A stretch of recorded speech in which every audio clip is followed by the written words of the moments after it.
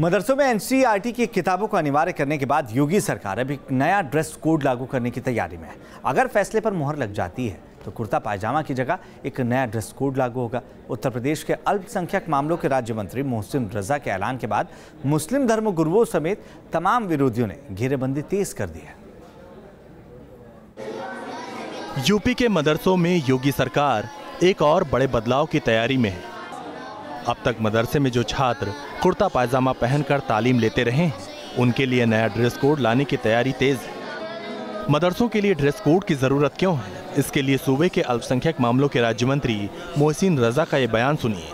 सामाजिक शिक्षा वो बच्चे लेंगे तो कम से कम उन्हें यह एहसास भी होना चाहिए, ये फील भी आना चाहिए कि ये जो ड्रेस कोड हमने पहना है, अब हमारे स्कूल में कोई नई प्रणाली लागू हुई है जो हमें आधुनिक करने जा रही है। हम आज एक मॉडर्न एजुकेशन से जुड़ रहे हैं।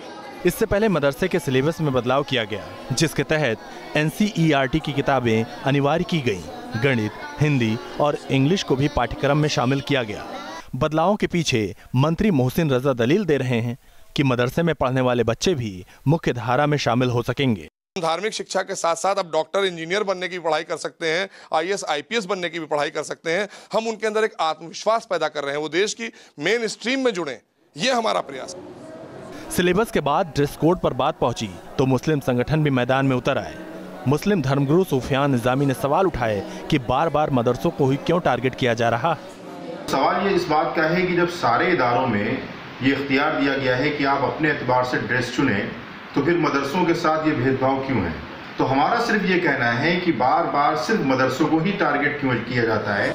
मुस्लिम संगठन ये मांग कर रहे हैं कि ड्रेस कोड से पहले सरकार मदरसों के रखरखाव और बुनियादी सुविधाओं का ख्याल रखे।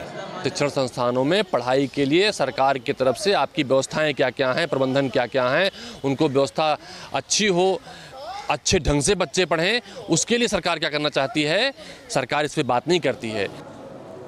मदरसों में आमतौर पर बच्चे कुर्ता पायजामा पहनकर आते रहे हैं। योगी सरकार का रोड मैप है कि यहाँ के छात्र भी स्कूली बच्चों की तरह दिखें, इसलिए ड्रेस कोड जरूरी है। Team news nation.